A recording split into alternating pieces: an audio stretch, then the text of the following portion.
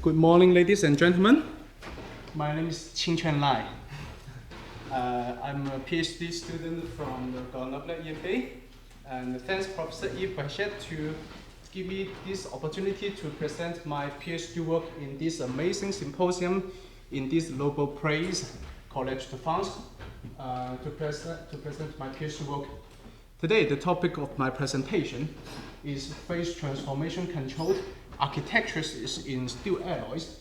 It is about the design of the graded martensite phase in the ferrite martensite dual-phase steels.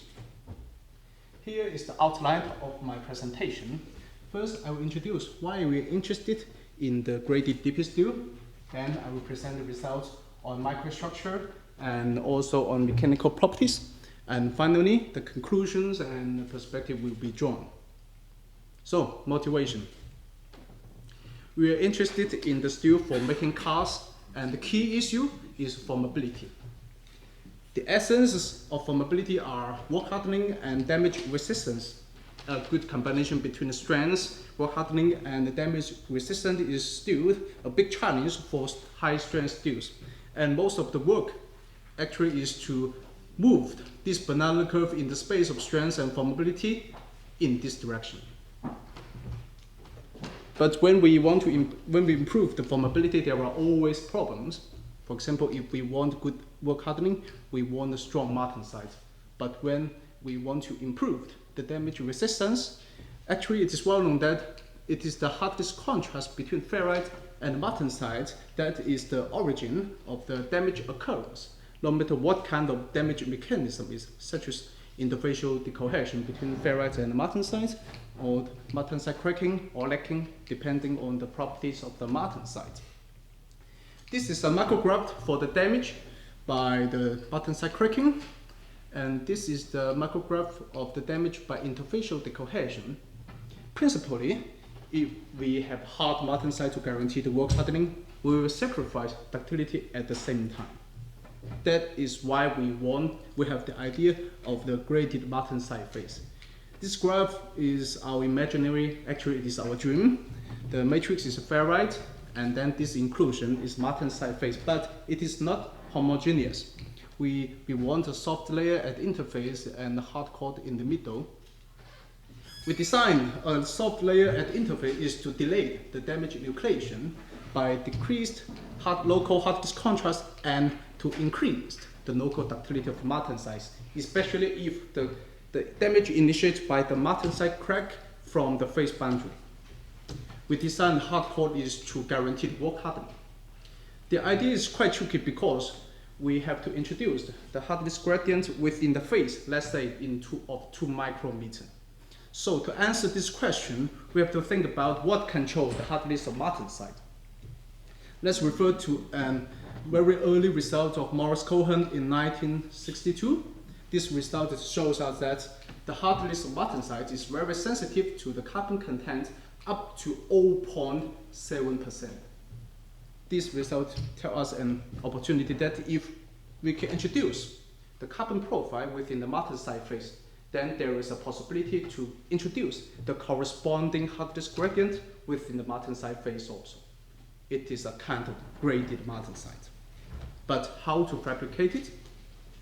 We have proposed an approach. It is to start by the ferrite carbide mixture. Then we intercritical anneal it, so carbide will dissolve and austenite will form around carbide. And normally, as shown in this graph, that there will be a carbon profile within the austenite. Thanks to the calculation of discharge software, we can calculate the carbon profile within the austenite during phase transformation. Here in this case, we can see that there really exists a carbon profile within austenite. But the problem is that the carbon content in the middle and at the interface are not very different. The difference is just about 0.1% of carbon. The room to play with is quite narrow. But it is found that if we keep parts of the carbide not dissolved, there exists a very significant carbon profile within austenite. Now we refer to here the carbon content in the middle and the carbon content at the interface is much more different. The difference more than 0.3% of carbon. So the room to play with is much larger.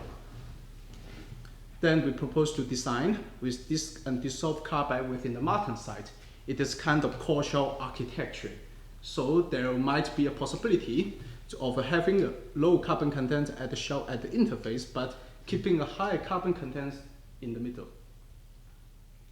Also, from the Dicktrop calculation, we have an idea to develop the reference alloys to test whether the carbon profile can have an effect on the mechanical properties. It is a game on the annealing temperature. As shown in this graph, it is noticed that if we increase the annealing temperature, we can decrease the carbon content at the interface. At the same time, the austenite formation kinetics will be accelerated. Then with this line of reference, we can have different carbon profiles, including the carbon content at the interface and the average carbon content within the martensite.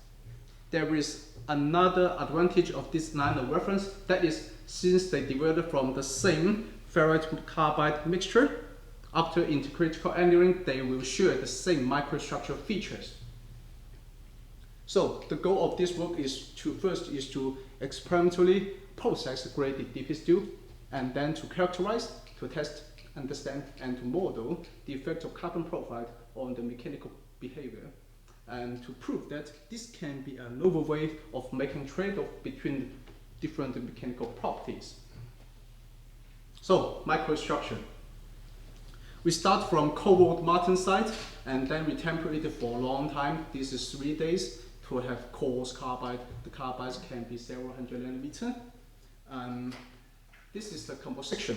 With the 3.5 manganese, we cannot increase the tempering temperature further to have coarser carbide. And now what we have now is we have got coarse carbide enriched with manganese. The manganese content within the carbide can be even higher than 25%. And the distribution of carbides is banded due to the manganese segregation. The recrystallization and grain growth of ferrites have occurred after tempering. With this initial microstructure, we can study the kinetics of austenite formation. This is the result in dilatometer, and similar trends as the prediction of Dicktrop, that the austenite formation kinetics is very sensitive to the temperature. Here in this case, this is the annealing, the austenite formation kinetics at 700 degrees C. It can last for a long time, but if we just increased the annealing temperature by 40 degrees C, the austenite formation can be finished in several minutes. It means that the temperature window for practical heat treatment in conventional furnace is quite narrow. Here in this case is about 50 degrees C. Remember again that I increased the annealing temperature is to decrease the carbon content at the interface, but the austenite formation at high temperature is very fast. This sets an upper limit in our practical trial. Then I characterize the microstructure I've got. This is the microstructure annealed at 740 degrees C, and with a relatively small volume fraction of martensite. The martensite island is distributed along the ferrite grain size like a necklace, and then we observe it with a larger magnification. We can see, after little etching, we can see the features of retained carbide within the martensite very clearly.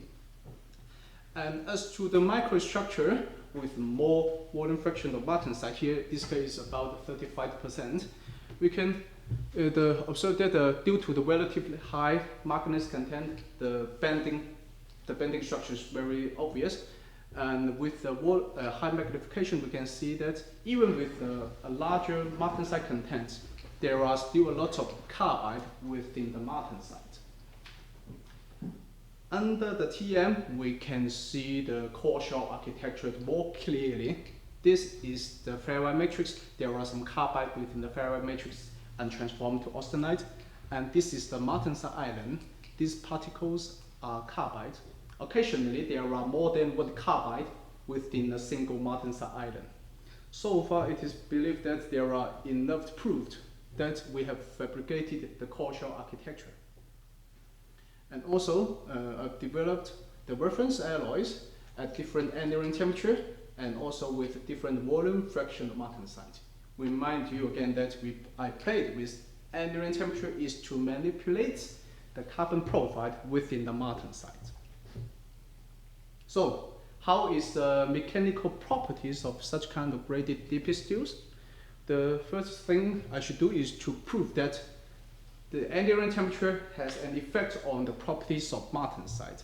I do this by the lino indentation to measure the local hardness of the faces. This is the SEM image with the QBSD contrast. Fortunately, I can distinguish ferrite and martensite. These are the lino indent. And then I probe the evolution of lino hardness of martensite with the penetration depth. Pay attention that due to the composite effect of the soft ferrite matrix, we cannot use larger penetration depth. But fortunately, with the moderate penetration depth of about 40 nanometer, it is proved that the hardness of the martensite is decreased when we increase the annealing temperature. Actually, it is what we are probing is an average effect, and this agrees with the prediction of Dictra simulation.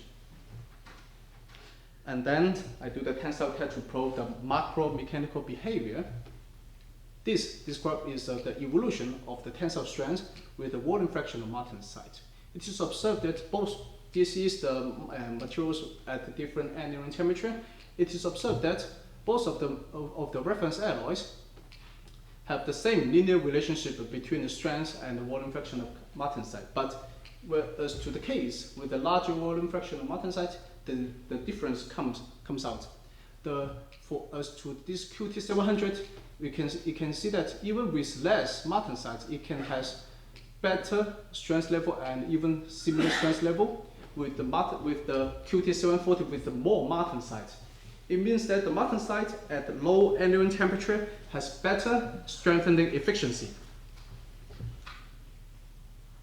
As to the evolution of the uniform elongation, generally speaking, the QT700 has slightly better uniform elongation.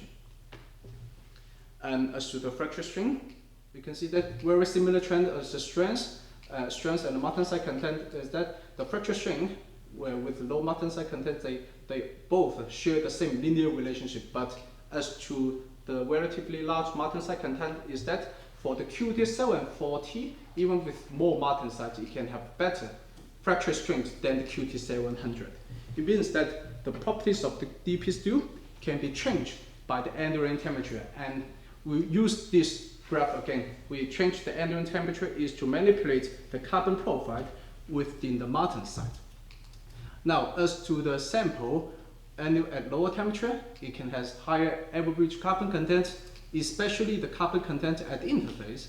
Then we can understand why the martensite at lower annealing temperature can have better strengthening efficiency. And as to the sample, anneal at low temperature, anneal at higher temperature, it has a lower average carbon content, especially the carbon content at the interface.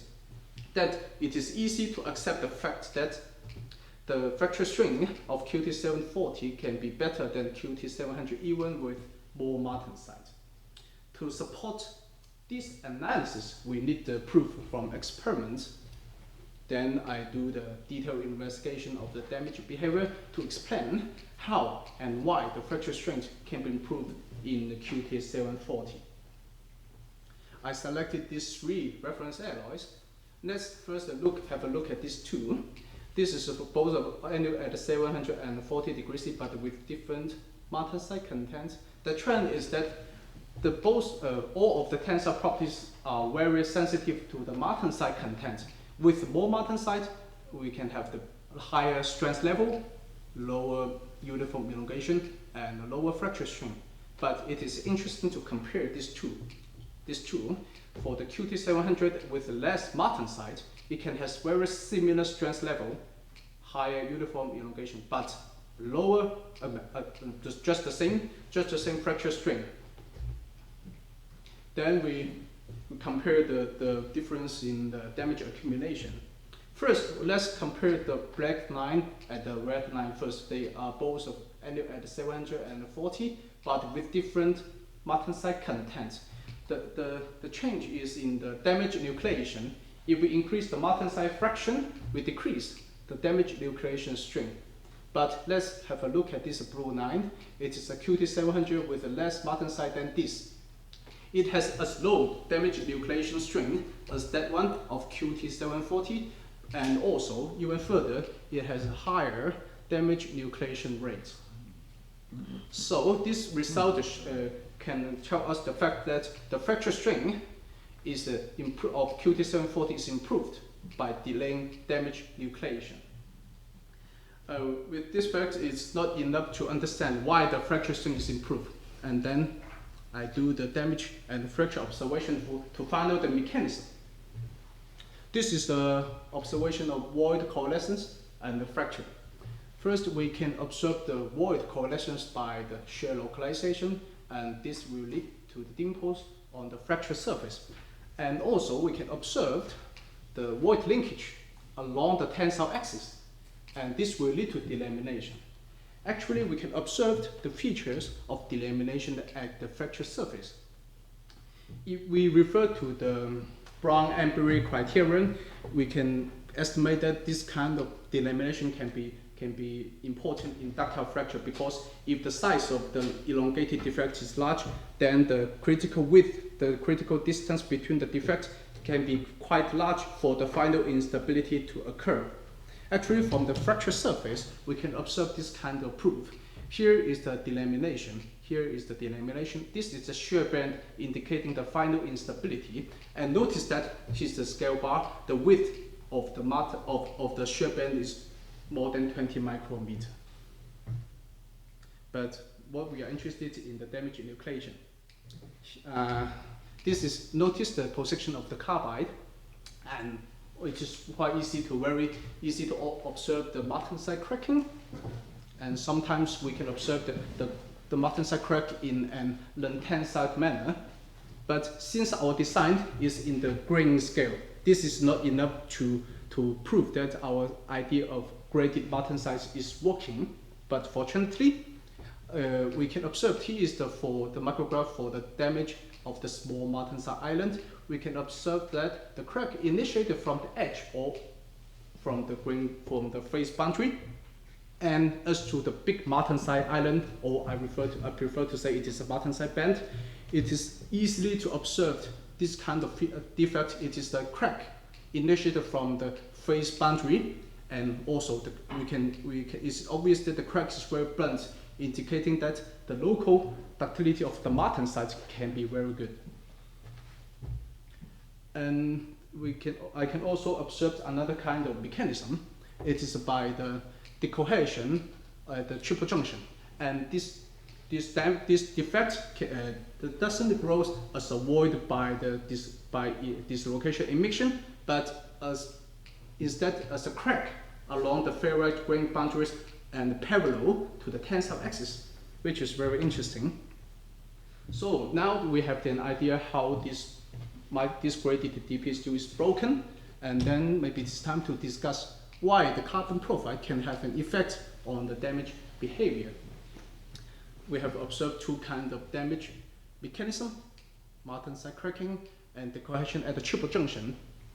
As to the damage by martensite cracking, since it can be initiated from the edge, with the martensite profile, we decreased the local hardness contrast, and also what is important is that we increase the local ductility, then it is possible to delay the damage nucleation. And as to the decohesion at the triple junction, with the carbon profile, it is possible to decrease the local hardness contrast, and then to decrease the consequential strain partitioning and stress concentration, especially at the triple junction. So far, now I propose that the idea of graded martensite should work better when the carbon content at the interface is low enough, and we have to consider the problem of the scale. The thickness of the soft layer is large enough. Actually, for the engineering materials, most of them are not in equilibrium states. There must be some kind of composition profile, but impossible for all of them are useful.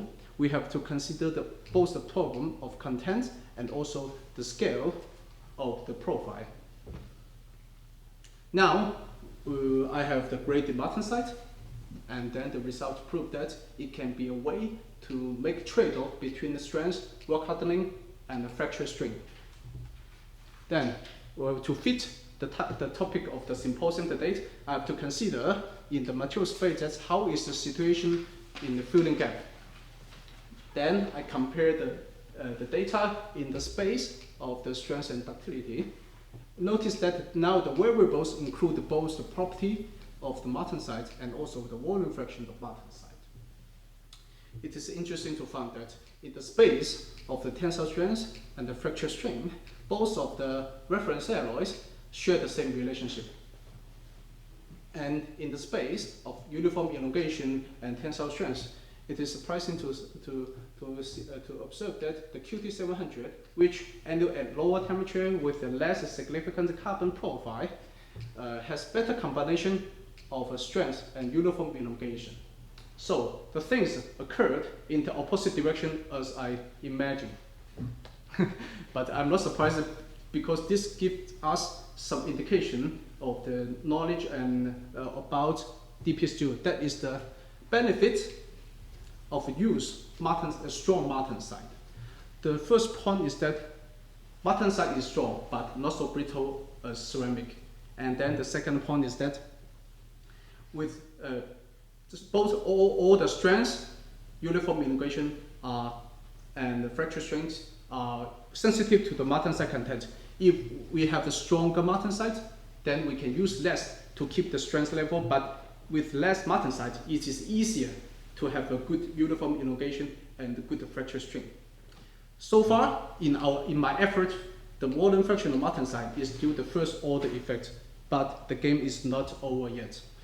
There is still a possibility to find a more significant carbon profile to make the martensite properties the first order effect. The game is not over yet. So, conclusion. An approach to the graded DP2 has been designed based on Dirac calculation. And the model microstructure was achieved experimentally.